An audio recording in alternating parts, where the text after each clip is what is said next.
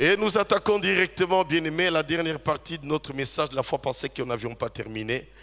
Nous sommes encore une fois dans ce psaume 42 et nous allons garder le même thème que nous allons terminer aujourd'hui. Psaume 42, verset 12. Pourquoi t'as battu mon âme et gémis-tu au-dedans de moi? Pourquoi t'as battu mon âme et gémis-tu au-dedans de moi? Nous allons également dans Lamentation que nous connaissons très bien, Lamentation de Jérémie au chapitre 3, verset 19 à 25. Quand je pense à ma détresse et à ma misère, à l'absinthe et au poison, quand mon âme s'en souvient, elle est abattue au-dedans de moi. Voici ce que je veux repasser à mon cœur, ce qui me donnera de l'espérance. Les bontés de l'Éternel ne sont pas épuisées. Ses compassions ne sont pas à leur terme. Elles se renouvellent chaque matin. Oh, que ta fidélité est grande. L'Éternel est mon partage, dit mon âme, c'est pourquoi je veux espérer en lui. L'Éternel a de la bonté pour qui espère en lui, pour l'âme qui le cherche. Il est bon d'attendre en silence le secours de l'Éternel. Amen, amen. Nous acclamons la parole de Dieu. Tu bénis encore une fois cette parole, Seigneur mon Dieu. Je te rends grâce parce que je sais qu'elle ne rentre jamais à toi sans accomplir la mission pour laquelle elle est libérée. Je te bénis, très cher Saint-Esprit, parce que c'est toi qui accompagnes cette parole en tant qu'agent exécutif de la Trinité. Tu accompagnes cette parole dans le cœur de chacun. Tu bénis chacun par cette parole. Tu relèves celui qui est abattu. Tu fortifies celui qui était découragé. Tu relèves celui qui est commencé à sombrer, Seigneur mon Dieu, dans la dépression. Je te bénis pour ton action au nom de Jésus et je te rends grâce. Et nous disons Amen. Le chrétien face au découragement, tel était ce thème que nous avions abordé il y a 2 ou 3 semaines en arrière et on ne l'avait pas terminé. Je vais revenir un peu en faisant une petite rétrospection de ce qu'on avait vu. Nous avons vu qu'au-delà de la sanctification, au-delà des visions, au-delà de la consécration, au-delà des fruits de l'esprit, il faut être courageux dans la vie. On a vu que les amis du courage, c'est la foi, le Saint-Esprit, l'audace, la détermination. Cependant, nous avions dit qu'il arrive à ce que, à un certain moment, on sombre dans le découragement et que le découragement, c'est quelque chose qui peut arriver à saisir même quelqu'un qui est intelligent.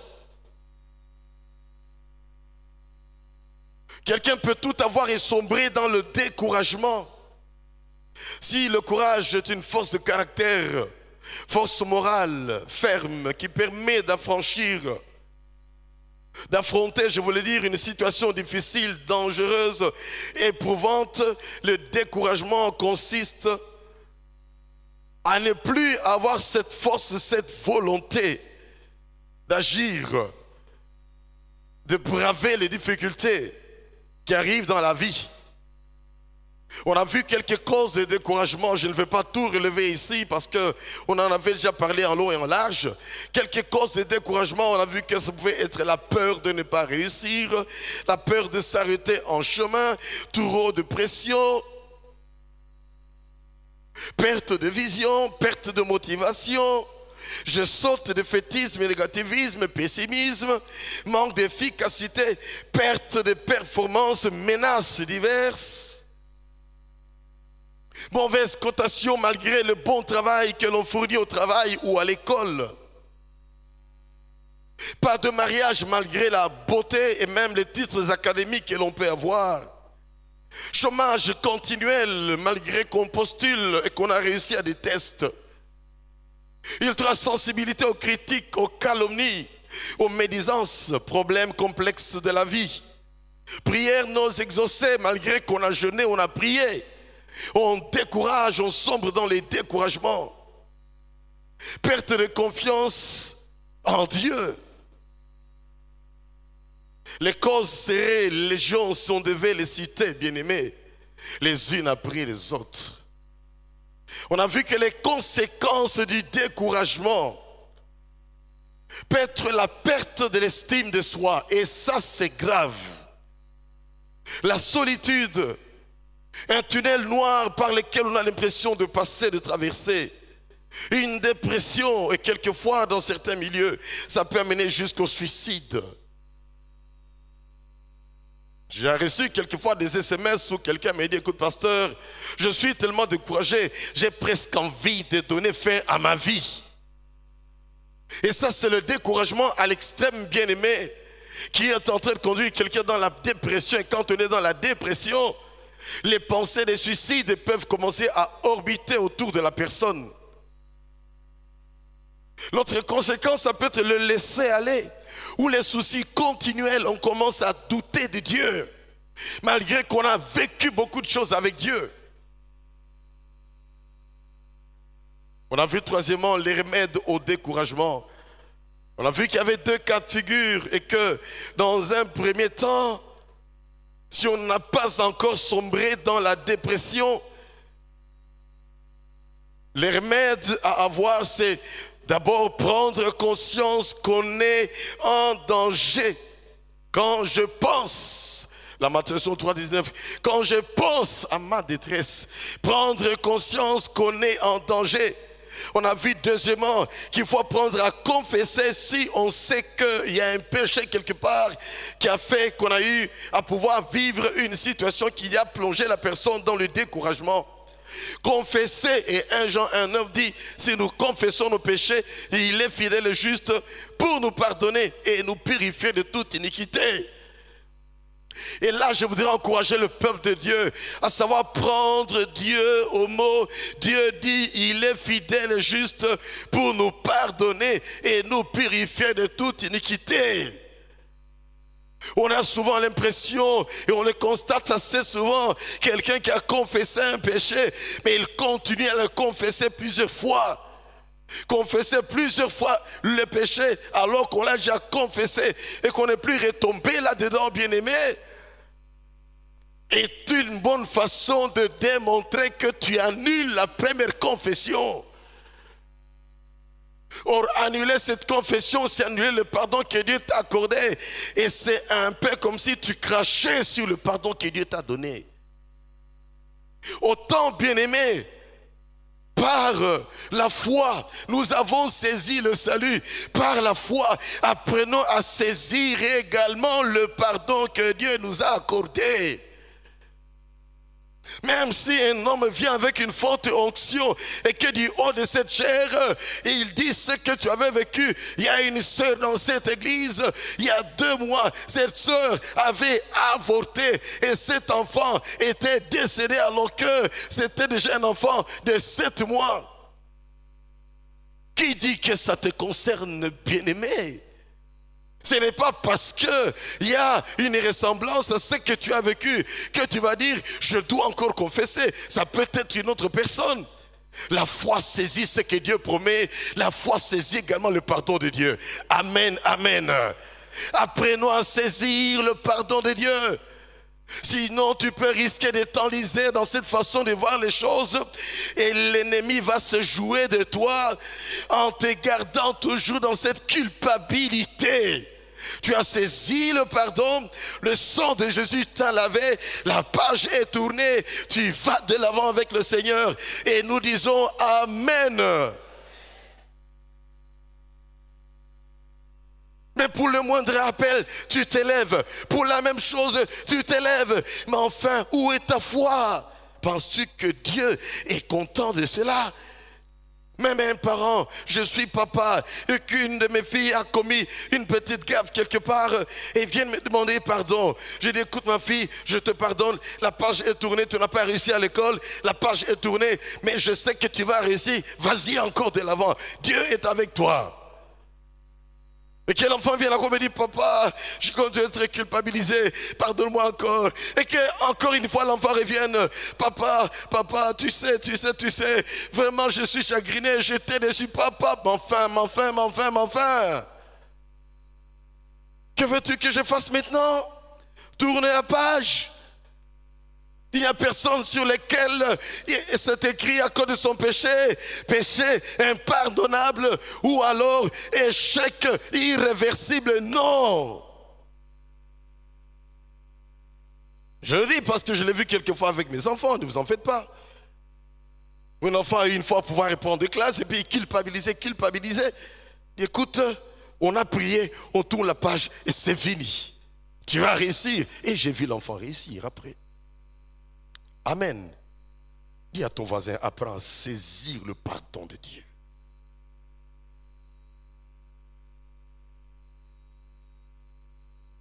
On a vu troisièmement s'approcher de Dieu dans l'adoration. Remède au découragement. Approchez-vous de Dieu, il s'approchera de vous. Jacques 4, versets 7 à 8. On a vu quatrièmement, compter les bienfaits de Dieu. Pendant que l'ennemi veut t'écraser, compte les bienfaits de Dieu. Seigneur, mon âme bénit l'Éternel et n'oublie aucun des bienfaits de Dieu. Et n'oublie aucun de tes bienfaits. Psaume 103. Dis à ton âme, bénis l'Éternel. Parle à ton âme, dis à ton âme, bénis l'Éternel.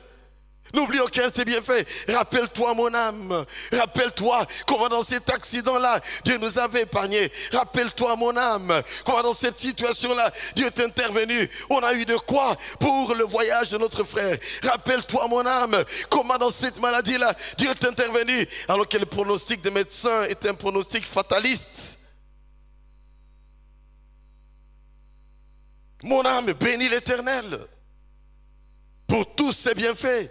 Comptez les bienfaits de Dieu. Et c'est là on a vu dans la Matthieu 3, verset 22, les bontés de l'Éternel ne sont pas épuisées. Compte les victoires de Dieu, compte les visitations que Dieu t'a faites, regarde aux bénédictions que Dieu a eu à te donner, réalise les secours que tu as reçus de l'Éternel. Compte tout cela et dis-toi, Dieu, tu n'as pas changé, tu es le même. Et je sais que tu es celui qui me relève de ces découragements. Pensez-vous que le pasteur ne peut pas être attaqué par un esprit de découragement? Qui peut prétendre n'avoir jamais été le cible de l'ennemi, qui utilise toutes ces subterfuges possibles, qui utilise tout un tas d'armes possibles afin de le décourager. Le décourager dans le foyer parce que monsieur revient toujours en retard et l'ennemi qui te dit voilà quel genre de mari est-ce que tu as, tu vois l'erreur que tu as commise et pourtant Dieu t'avait dit que c'est ton mari. Mais l'ennemi c'est l'accusateur des frères et il vient là pour te décourager. Regarde cette sorte d'épouse que tu as pris. Regarde comment est-ce qu'elle joue maintenant avec tes finances. Regarde comment est-ce qu'elle est si irresponsable. Pourtant toi, Dieu t'avait parlé. Et l'ennemi veut te décourager pour commencer à passer du temps dans les restaurants. Passer du temps à l'extérieur et venir juste pour dormir à la maison. Compte les bienfaits de Dieu. On a vu cinquièmement, chasse l'esprit de découragement. Il y a un esprit, bien aimé, derrière le découragement. Derrière tout ce qui est mauvais, il y a un esprit derrière le mensonge. Il y a un esprit devant le vol. Il y a un esprit devant l'impudicité. Il y a un esprit, bien aimé. L'ennemi rôde rugissant, cherchant qu'il va éclabousser, qu'il va dévorer. Il rôde sans cesse. Rugissant. À un moment, il faut s'arrêter et dire, esprit de découragement, va-t'en. Je vais vivre longtemps à servir mon Dieu. Je sais que Christ a tout accompli à la croix de Golgotha. Et la victoire de Christ, c'est ma victoire. Découragement, va-t'en de ma vie. Oh, quand le découragement veut me saisir dans le ministère, je dis Seigneur, je sais d'où je viens, je connais la trajectoire par laquelle tu m'as fait passer, je sais comment moi je ne savais pas parler devant les hommes, je sais comment tu m'as fortifié, je sais comment tu m'as conduit Seigneur, c'est toi qui m'as appelé. Je refuse de me laisser décourager. Découragement, va-t'en au nom de Jésus. Amen. C'est ainsi que tu vas aller de l'avant. Je vous ai donné le pouvoir. Luc chapitre 10, de marcher sur le serpent, les scorpions, sur toute puissance du diable, et rien ne pourra vous nuire.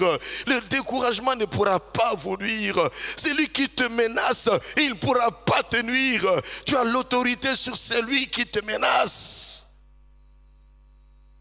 sur l'esprit qui te menace, même sur l'homme qui te menace, et derrière cet homme, il y a un esprit bien-aimé. Tu as autorité, ligote cet esprit, chasse-le. Qui proclame, je suis plus que vainqueur en Jésus-Christ. Et tu vas de l'avant. Ne te laisse pas, bien-aimé, sombrer dans le découragement. Ne sois pas la proie de l'ennemi, parce que celui qui est en nous, il est plus fort que celui qui est dans le monde. Celui qui est en nous, il a vaincu, et sa victoire est notre victoire. Depuis 2000 ans à la croix de Golgotha, Jésus a déclaré tout est accompli. Il a donc accompli notre victoire. Il a accompli notre relèvement également. Là, à la croix de Golgotha, il y a 2000 ans, et nous disons ensemble Amen.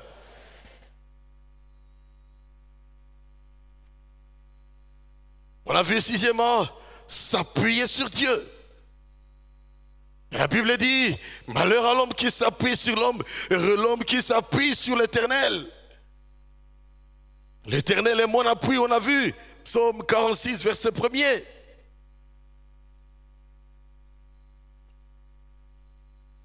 Lamentation 2, verset 3, nous dit, dans ma détresse, j'ai invoqué l'Éternel et il m'a répondu. Ne dis pas, j'ai des attaques, je vais aller chercher le féticheur. J'ai des attaques, je vais aller chercher mon prophète. J'ai des attaques, d'abord les intercesseurs, oui, ils sont là pour ça aussi. Mais toi-même, tu dois savoir que le voile du temple a été déchiré. Tu peux, toi également, librement entrer dans la présence de Dieu. Le voile a été déchiré. Tu peux venir dans la présence de Dieu pour recevoir cette onction et utiliser cette onction pour chasser les démons. Amen, amen. Frères et sœurs, Dieu t'a donné quelque chose.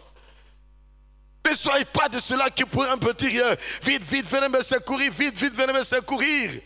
S'ils doivent secourir tout le monde dans cette église bien-aimée, croyez-moi, ils vont être tellement épuisés à certains moments et on ne vous aura pas du tout rendu un bon service. Bats-toi, bats-toi, bats-toi. Et quand tu es fatigué, tu dis, venez me prêter coup de main. Et ils vont venir te prêter coup de main. Un frère, une fois, il m'envoie un message, pasteur, vraiment j'ai des combats terribles, je ne sais pas quoi faire. J'ai dit, frère, tu as accepté Jésus, il est en toi, il t'a donné son esprit, il t'a donné cette autorité. Ose tout simplement là, pendant 2 heures du temps, mets un cantique, commence à parler en langue, tourne dans ta chambre. À un certain moment, tu commences à adorer Dieu, adorer Dieu. À un certain moment, tu seras saisi par l'esprit, tu vas sentir l'autorité, tu vas invoquer le sang de Jésus et après commence à chasser ces démons qui apportent la maladie dans ta maison. Chasse ces attaques. Ce n'est que si tu joues avec le péché, ce n'est que si tu patauges dans le péché que Satan va te résister.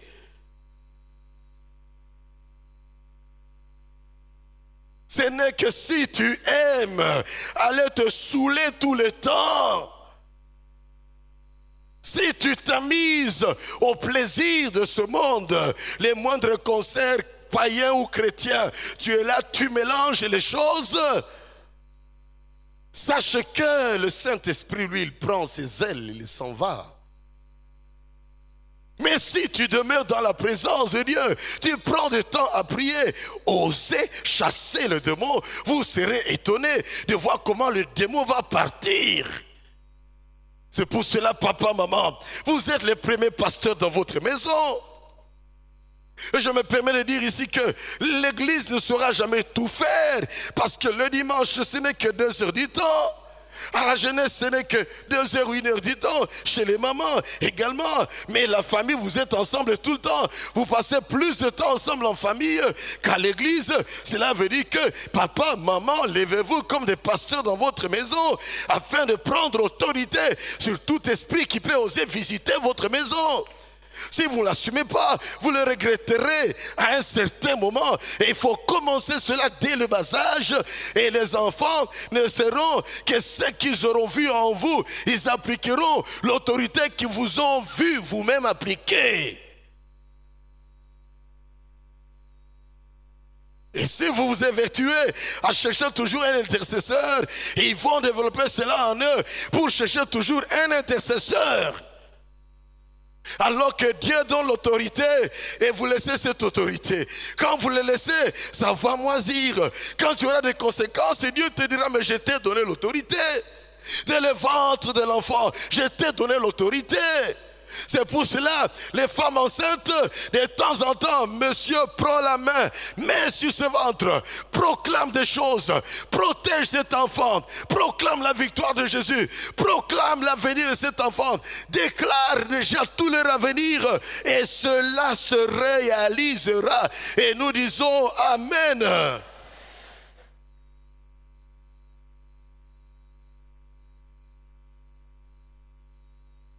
S'appuyer sur Dieu.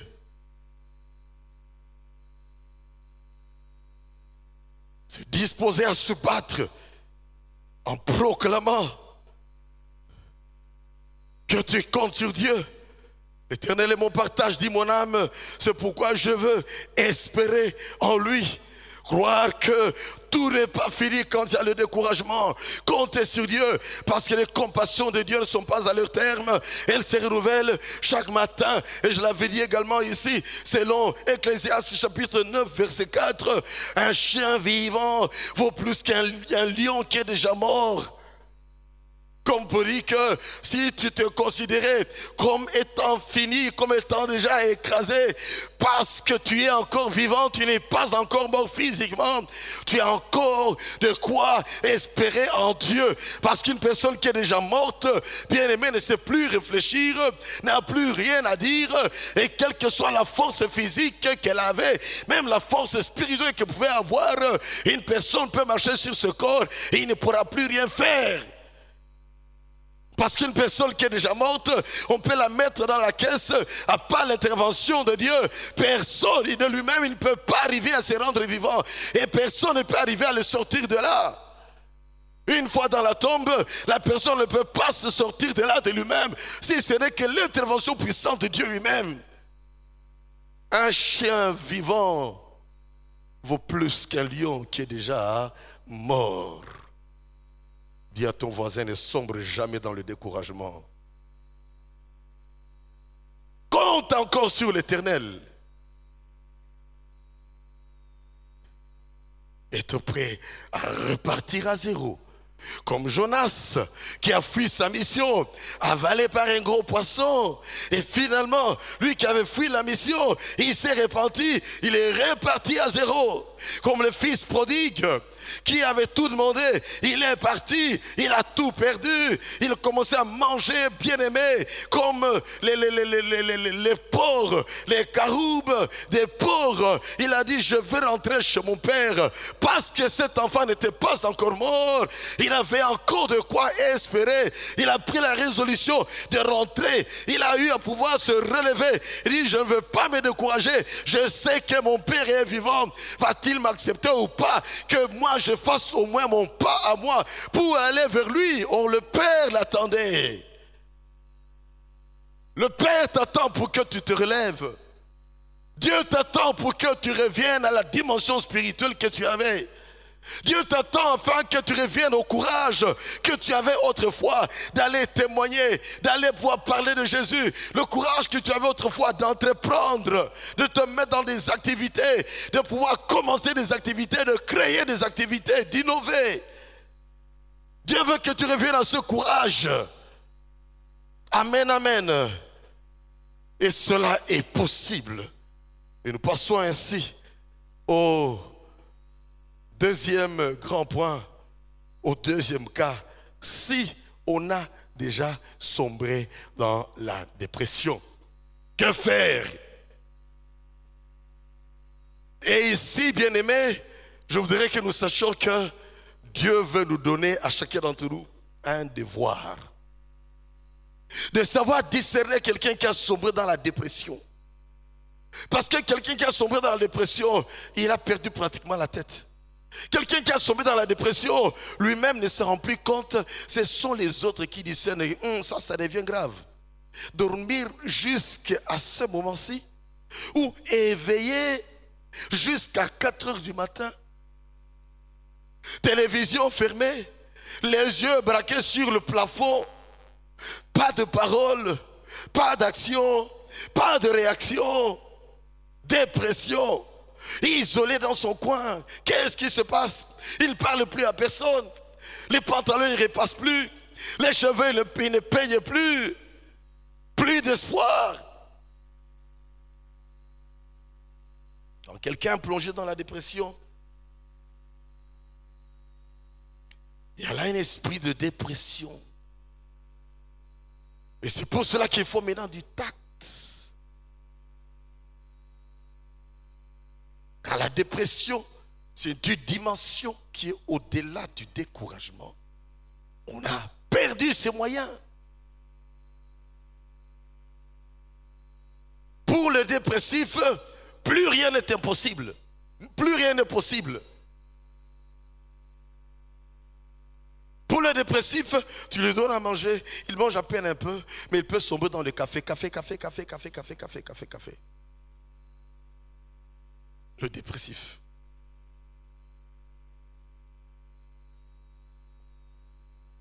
Si on a sombré dans la dépression, lorsqu'on a détecté cela, approchez premièrement le déprimé avec compassion et amour. Après avoir prié. Amen. Tu pries. Tu lis ces esprits de dépression. Tu pries. Tu demandes à Dieu l'autorité et l'amour. La compassion pour approcher la personne. Il faut faire attention. Un déprimé, tu l'approches avec un esprit de supériorité, il peut facilement te rejeter. Un déprimé a besoin d'amour, de compassion. Un déprimé, c'est comme une personne qui a perdu ses moyens, à l'image de cet homme qui descendait de Jérusalem à Jéricho, qui va être battu, il n'a plus de moyens pour se relever, il n'a plus de moyens pour pouvoir aller se faire soigner, battu par les brigands. Totalement là, découragé.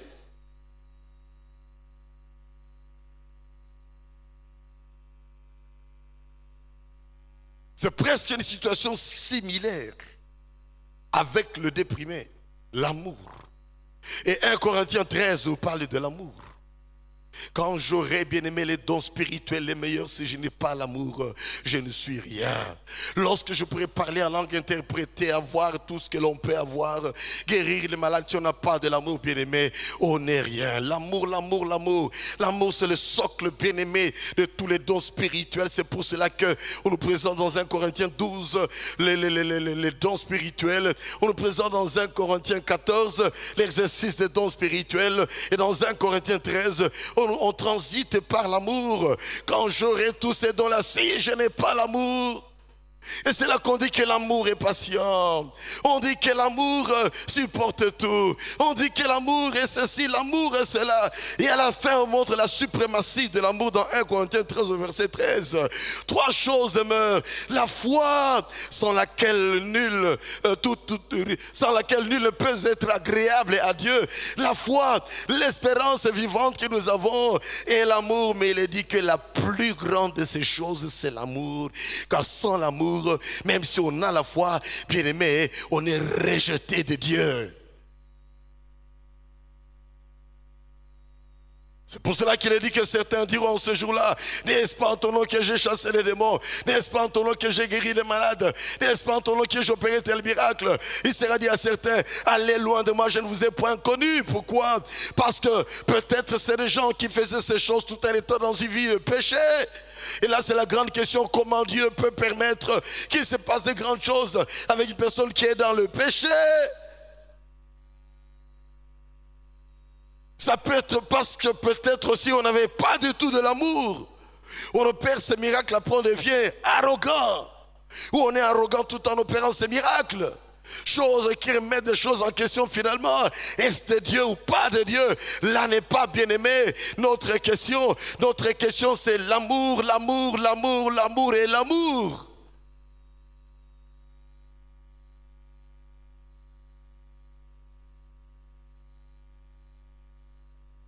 Le chapitre 6, verset 36 nous dit, soyez miséricordieux comme votre Père est miséricordieux. Miséricordieux et amour, c'est presque des synonymes. Approchez le déprimé avec compassion, avec amour. Et pas avec des préjugés. Même si on connaît la source des problèmes qui lui sont arrivés. N'est pas commencer par ce genre de choses, bien-aimés. L'amour, la compassion. Le temps viendra quand la personne va répondre pour lui montrer qu'il y a eu ça, il y a eu ça dans ta vie. Question de ne pas brûler des étapes. Deuxièmement, éviter des paroles de culpabilisation. Tu sais, tout ça, ça t'arrive parce que tu as péché. Tout ça, ça t'arrive parce que tu as péché. Tu vois, on te disait arrête avec ça, arrête avec les mauvaises compagnies. Tu t'entêtais, tu vois maintenant là où tu en es aujourd'hui. Ça entre dans une oreille, ça saute par l'autre oreille parce que la personne est dans la déprime. Il ne comprend rien. Il ne comprend rien. Il ne sait pas réfléchir à ce que tu lui dis. Je te disais depuis longtemps. Oui, mais tu parles à quelqu'un qui ne saisirait. Il est déjà dans la déprime. Cherchez d'abord à relever. Et après, la personne pourra être en mesure de comprendre les remarques que l'on veut lui faire. Évitez donc des paroles de culpabilisation. Matthieu 7, 3 nous dit, pourquoi vois-tu la paille qu'il y a dans l'autre? Ôte d'abord la poutre qu'il y a dans ton œil. La paille, c'est de l'herbe sèche tout petit. La poutre, c'est comme ces barres de fer. C'est comme pour dire, pourquoi tu te prends toi-même comme quelqu'un qui est tellement juste et tu vois maintenant les petites choses qu'il y a dans les autres pendant qu'il y a des grandes choses en toi qui doivent être ôtées.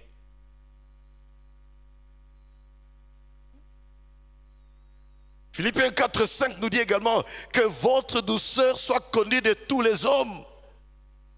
Et dans de tels moments, bien-aimés, un déprimé a besoin de notre douceur. Mais combien de fois vous et moi, on a eu à sombrer, on s'est mal comporté devant un déprimé. Comme pour lui cracher dessus. Et lui dit, c'est ta faute, si ça t'arrive, c'est ta faute. Dis cela à une personne qui a encore le sens, qui est dans un découragement, mais qui n'est pas encore vraiment dans la dépression.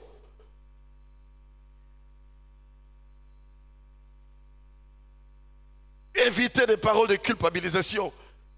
C'est comme une personne qui va sortir, quelqu'un qui s'est noyé par erreur ou volontairement, il pensait qu'il est un bon nageur en train de se noyer. Tu ne vas pas plonger, prends la personne, commence à lui dire, toi aussi tu vois, je t'avais dit de ne pas aller à côté des eaux. Tu ne faisais que tenter, allez viens ici. Il peut, écoute, laisse-moi que je meure comme ça, tu parles toi-même. Il faut dire courage, courage, on va s'en sortir, courage, courage. Et on se bat, on va s'en sortir, courage, courage. Et on sort la personne de l'eau. Amen. Donc comme une personne qui est dans une maison en train de brûler. Et on parvient à entrer dans l'endroit. On commence à lui dire, toi aussi tu vois, on t'a toujours dit, pendant que tu es en train de tirer la personne pour qu'il sorte par la fenêtre qu'on a mis un escalier. On t'avait dit, il faut faire attention de ne pas toujours utiliser de fer à repasser dans la chambre. Voilà maintenant que tu as causé des courts-circuits et la flamme est dans la maison. Tout ça c'est ta faute. Alors que la personne est là, non, il a besoin d'être sorti d'abord. Écoute, viens, du courage. Je sais que ça brûle, mais le Seigneur va te fortifier. Écoute, lance le pied. Oh, je souffre, ça fait tellement mal. Lance le pied. Ok, ça y est, voilà. On le sort, on prend soin de la personne. Et après, on va pouvoir aider la personne à pouvoir connaître toute la guérison. Quelqu'un qui est dans la déprime a besoin d'être porté, d'être transporté, d'être aidé. Et après, maintenant, il y a tout un travail qui peut se faire sur la personne. Éviter des paroles de culpabilisation. Troisième chose, prier avec la personne. Que le Seigneur visite la personne. Prier avec la personne. Prendre prière d'autorité sur la personne. Que tout esprit de dépression maintenant libère ton corps au nom de Jésus. Que ton âme soit libre au nom de Jésus. Tu pries, quand il a senti cet amour déjà bien-aimé, la personne sera prête à accepter toute prière que tu vas faire avec elle. Et comme je disais, nous sommes en train d'apprendre comment nous devons faire pour aider une personne qui est dans la dépression. Et je peux vous assurer que si quelqu'un est dans la dépression au milieu de nous ici, tout ce que je peux être en train de dire, ça peut risquer d'entrer de sortir. Mais toi qui sais que la personne est dans la dépression, va mettre en pratique ces choses que nous sommes en train de dire maintenant. Prie avec la personne. La Bible dit priez les uns pour les autres. Priez pour la personne. Afin que la personne puisse se relever petit à petit. Qu'est-ce que l'on dit de cet homme qui partait dans Luc 10, qui partait de Jérusalem à Jéricho? Il a été battu, ses propres frères n'ont pas pu arriver à l'aider. Il partait de Jérusalem vers Jéricho. Probablement qu'il était parti pour pouvoir adorer. Il rentrait. Peut-être qu'il ne fallait pas passer dans cet endroit où il est passé. Mais en passant par là, bien aimé, on dit que c'était une route escarpée, un peu dangereuse. On ne peut pas courir facilement sur cette trajectoire. Est-il passé par là au mauvais moment? Ce n'était pas le moment de lui poser toutes ces questions. Est-il que son frère est passé le sacrificateur? Son frère est passé le lévite? Et c'est un Samaritain. Et on l'appelle le bon Samaritain. Et si on dit bon, c'est parce que les Samaritains étaient mauvais par rapport aux Juifs. Et ils ne s'entendaient pas du tout. Et là, c'est une grande leçon où on veut nous montrer que si quelqu'un qui était mauvais a pu avoir une certaine compassion pour aider cette personne juive qui n'est même pas de sa tribu, à combien plus forte raison, nous qui sommes chrétiens, devrions agir non pas comme ce qu'a fait le sacrificateur et le lévite. Nous sommes appelés à pouvoir nous arrêter et dire que puis-je faire pour cette personne?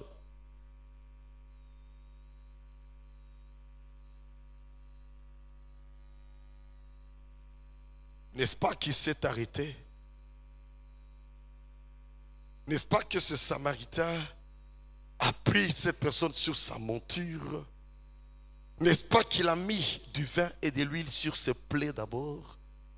Il lui a posé aucune question. Qu'est-ce qui t'est arrivé? Comment se fait-il que tu t'es permis? Tu as de la chance, hein? Je devrais t'éliminer en principe, mais tu as de la chance. Tu as de la chance parce que, écoute, tu es un être humain. En réalité, il pouvait bien éliminer cet homme-là. Comme il ne s'entendait pas, mais il s'est arrêté. Et c'est là où la Bible nous dit, aimez vos ennemis, priez pour ceux qui vous persécutent. Il a appliqué ce qu'il pouvait faire. Il a mis de son amour, il a mis de son temps, il a mis de son huile, il a mis de son vin, il a utilisé son cheval, il l'a amené, bien-aimé, jusqu'à l'hôtellerie, nous dirions, au dispensaire ou à la clinique. Et là, il a dit, écoutez, soignez-le, et tout ce qui va être de surplus, je le paierai encore, engagement jusqu'au bout. Dieu nous veut être de ceux-là qui s'engagent envers un déprimé jusqu'au bout, bien-aimé. Quand tu refuses l'approche d'un déprimé, il te prend pour un méchant. Il peut prendre des distances vis-à-vis de toi pour toujours. Approche cette personne qui n'a pas de secours, déprimé dans la vie. Prends le temps. Mais hésite tes moyens. Fais ce que tu peux faire. Et les choses iront de l'avant. Prie pour la personne. Aide la personne. Un déprimé. Quand tu vas le visiter chez lui à la maison, enfermé, ne sort plus. Je me rappelle un qu'on avait croisé juste lorsque je venais de me convertir, ce jeune homme qui ne pouvait pas se laver avec sa sœur pendant peut-être toute une semaine. Tu t'approches de la personne, il y avait une mauvaise odeur qui pouvait sortir de cette très belle fille, les dents qu'elle ne pouvait pas brosser pendant toute une semaine, les cheveux tout ébouriffés. Je me rappelle cette sœur de l'église qui était en train de nous encadrer, étant de nouveau convertis, tout feu, tout flamme. On était là pour aller prier pour les gens, aller chasser les démons, aller faire des choses, vendre des bibles dans les marchés. Je vois comment on a pu arriver à suivre ces gens-là. Et cette sœur pouvait, une italienne, la prendre, la déshabiller, la laver avec du savon, la garder même dans sa maison là-bas. Alors qu'aujourd'hui on dirait, hey, tu amènes les mauvais esprits dans ta maison. Moi je me rappelle, elle l'a pris dans sa maison et pouvait la garder pendant un bon jour. Cette fille, elle a pris la fuite. On a commencé à courir, bien-aimé, dans la ville pour la chercher, la récupérer, la ramener encore, prier pour elle. Et quelle parole d'encouragement elle avait, cette sœur, Laura Murgano, une Italienne, qui nous a fait beaucoup de bien dans ces années 81, 82, 84, 85, lorsqu'on s'était converti. On a pu arriver à aider ces personnes. Bien sûr, quelques temps après, je partirai à l'école biblique et après, on ne saura pas ce que tout était devenu. Un déprimé va chez le déprimé, fais-lui à manger, lave-lui les habits, repasse-lui les habits, lave sa maison, bien-aimé. Il y a des gestes d'amour dans la vie qui sont inoubliables. Lave sa maison, donne-lui à manger. Matthieu 5, verset 13 nous dit que votre lumière luise devant les hommes afin qu'ils voient vos bonnes œuvres et glorifient votre Père dans les cieux. Fais-le, bien-aimé. Quand j'arrive dans une maison, je trouve que l'évier est bouché, ça me fait mal. J'aime des fois m'évertuer à dire, donnez-moi les gants, je prends les gants. Cherchez de l'eau de Javel, on m'en cherche. Cherchez-moi une tige de fer, comme ce qu'on utilise pour mettre sur les habits dessus. Ah ben, je forme une petite manivelle, allez, je commence à déboucher les siphons. J'aime faire ça parce que je ne vais pas voir comme ça des eaux qui ne marchent pas quelque part.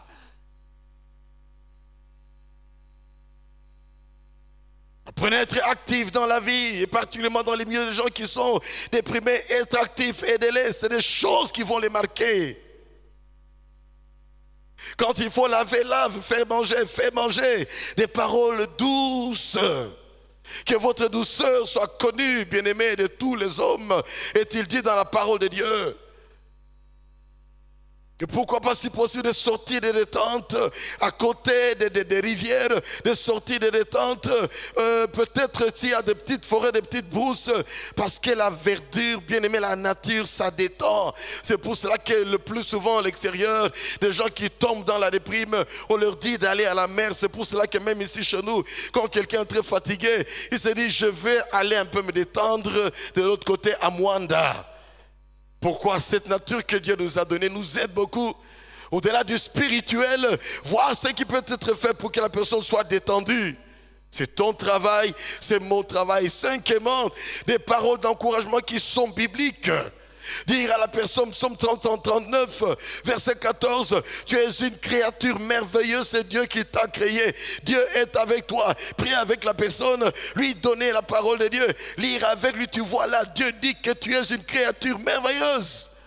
Le psaume 23, l'Éternel est mon berger, je ne manquerai de rien. À la fin, tu lui dis, voilà, la Bible dit, le bonheur et la grâce t'accompagneront tous les jours de ta vie et tu habiteras dans la maison de l'Éternel jusqu'à la fin de tes jours. Ce n'est pas la volonté de Dieu que tu demeures dans cette situation.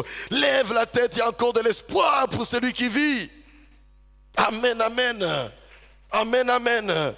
Même quand on voit des étudiants, j'étais très content, une fille est venue me dire, pasteur, j'ai pu passer en première session, alors qu'avant l'examen, il me disait, pasteur, je ne sais pas, c'est très dur, je ne sais pas, pasteur, j'ai peur, est-ce que je vais y arriver? Finalement, je lui dis, ma petite, tu vas réussir, n'aie pas peur, tu vas étudier, je vais prier pour toi.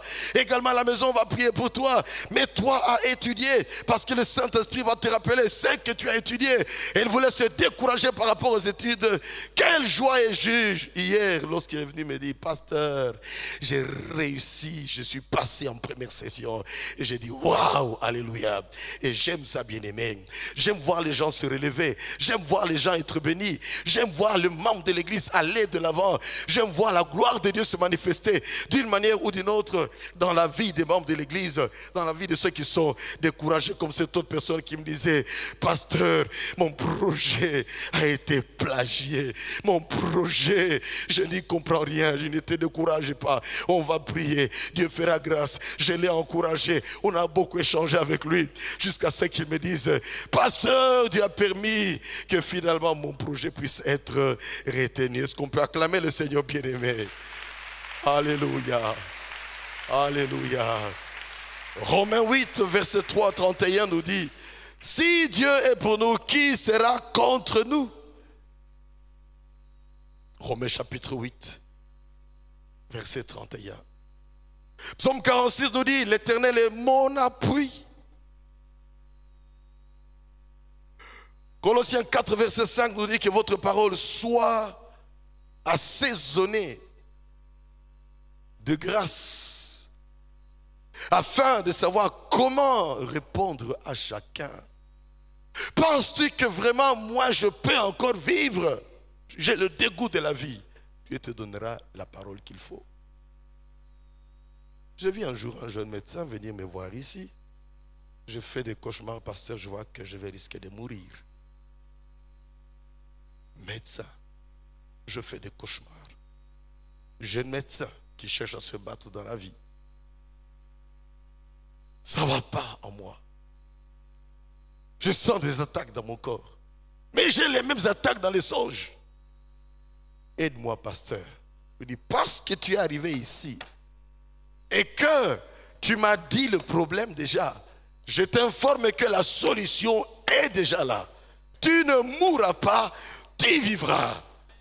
Je lui dis ceci, je ne cherche pas les défis, mais quand je rencontre les défis, j'ai le Dieu qui nous donne la capacité de pouvoir affronter les défis et relever les défis. Amen.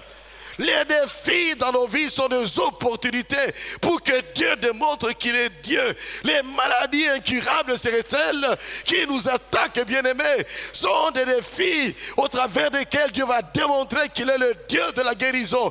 Amen, amen. Quelle est cette situation que tu affrontes, que tu traverses et tu es en train de sombrer dans le découragement? Eh bien, c'est une opportunité pour que Dieu démontre qu'il est Dieu. Mais mets ta foi en marche. Et la conjugaison de ta foi avec notre foi fera que l'ennemi va écoper l'échec qui lui était infligé depuis 2000 ans à la croix de Golgotha. Et il va maintenant le vivre.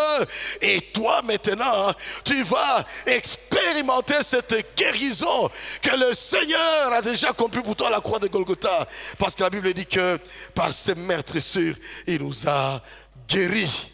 Des paroles d'encouragement. Dire à la personne de faire confiance en l'Éternel. Dire à la personne de s'aimer également soi-même. Lui dire d'aimer l'Éternel, mais de s'aimer également soi-même. Parce que je disais que Une des choses qui pousse les gens à la dépression, une des conséquences, c'est le fait, qu'on ne s'apprécie plus soi-même. On se rejette, on ne s'accepte pas à cause de sa taille. On ne s'accepte pas à cause, c'est pas moi, du fait qu'on n'est pas très intelligent. On ne s'accepte pas à cause du fait qu'on est dans une famille pas bien nantie. On ne s'accepte pas, on ne réussit pas à l'école, on ne s'accepte pas. On sombre dans le découragement. Bien-aimé, il est important et capital dans la vie d'apprendre à s'accepter soi-même, à s'aimer soi-même. Dites Amen. Dis à ton voisin, apprends à t'aimer toi-même. Dis à ton voisin encore, apprends à t'accepter toi-même. La Bible dit clairement, je l'ai déjà dit ici, je ne cesse de le dire partout où je passe. Dans Matthieu chapitre 22, au verset 37, tu aimeras le Seigneur ton Dieu de tout ton cœur, de toute ton âme, de toute ta force. Et tu aimeras ton prochain comme toi-même. Dieu bien-aimé te donne cet amour. Tu ne peux le communiquer à une autre personne que si tu l'as saisi toi-même. Et le saisir soi-même, c'est s'aimer soi-même, c'est s'apprécier soi-même, c'est s'accepter soi-même. À partir du moment dans la vie où tu ne t'acceptes pas toi-même, parce que tu dis j'ai une grosse tête, parce que tu dis j'ai une tête comme un fer à repasser, parce que tu dis j'ai les pieds comme un cachet, je ne sais pas comment on peut le dire en français, parce que tu dis que j'ai un gros ventre, je ne sais pas moi, comme Obélix, parce que tu dis ceci, tu dis cela, c'est grave. Tu ne t'acceptes pas parce que tu n'es pas clair. C'est une bonne façon de dire Dieu, tu as commis une erreur. Est-ce que Dieu a commis une erreur en nous créant? Est-ce que Dieu a commis une erreur en nous créant africains? Est-ce que Dieu a commis une erreur en nous créant brun ou noir? Je ne sais pas. Est-ce que Dieu a commis une erreur en nous créant dans une famille où il nous a donné un père et une mère? On ne fait pas ce choix-là, il faut s'accepter soi-même. Dis à ton voisin, accepte-toi toi-même. Amen, amen. Amen, amen. Accepte-toi toi-même. Romains 12, verset 3 nous dit de ne pas avoir une très haute opinion. Dites à chacun de ne pas avoir une très haute opinion de soi-même. On va bien analyser cela. Comparatif de supériorité. Si on dit ne pas avoir une très haute opinion, cela veut dire être modéré, avoir quand même une certaine opinion de soi-même, n'est-ce pas? Amen, amen.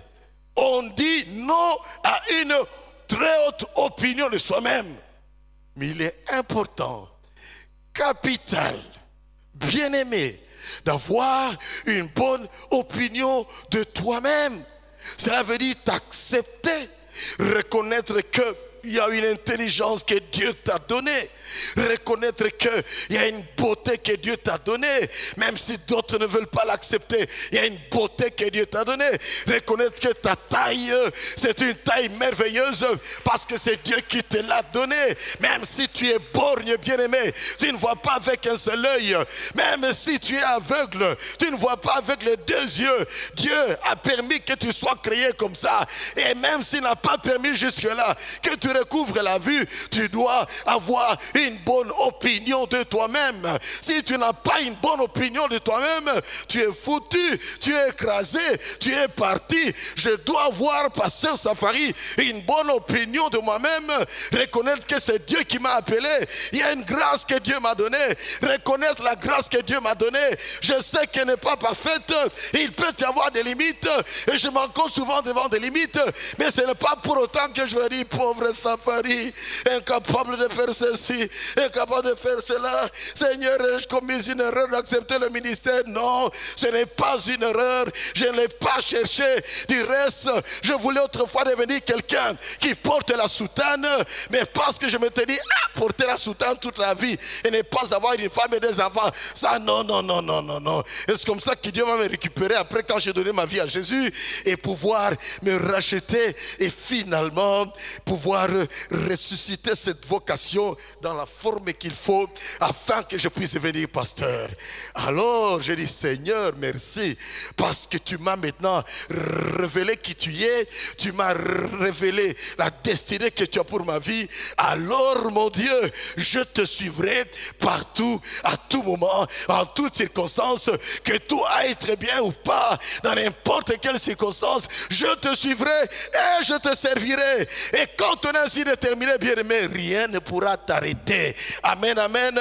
Acclame Dieu pour toi-même.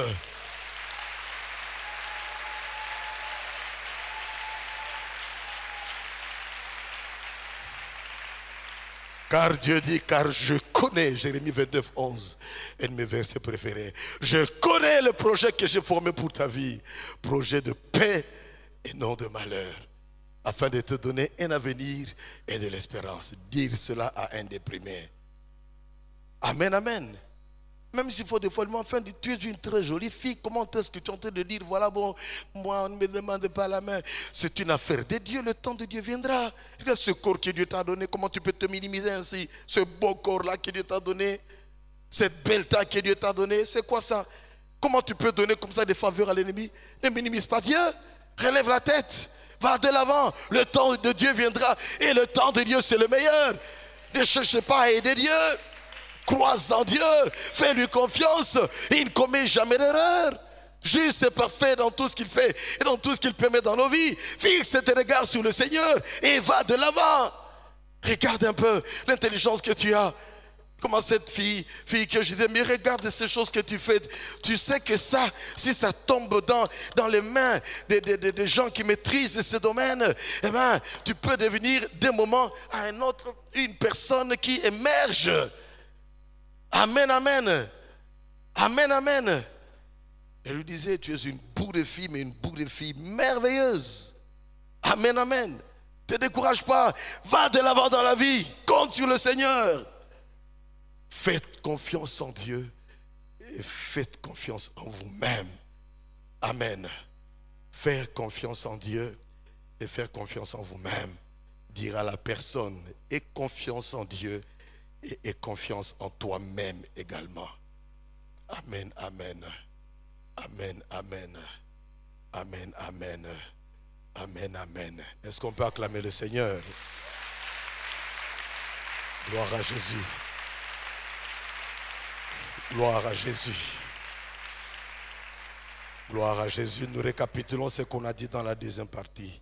Si quelqu'un sombre dans la dépression, approche-le.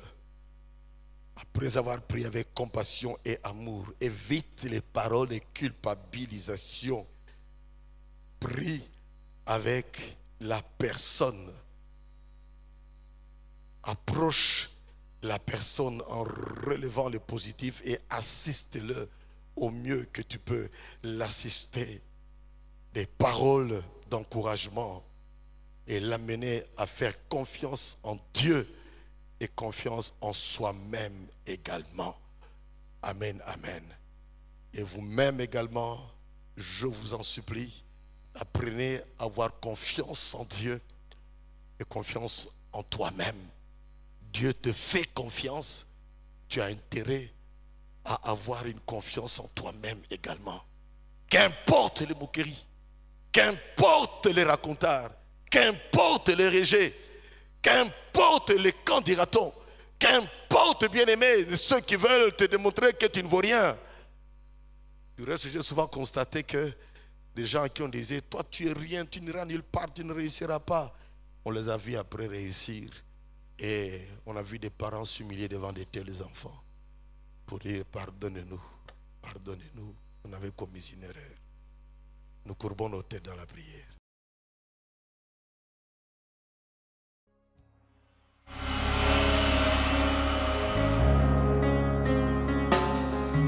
Tous les anges de sa sainteté, l'univers crie sa majesté. Chantons gloire et puissance, force et louange à l'agneau immolé, à l'agneau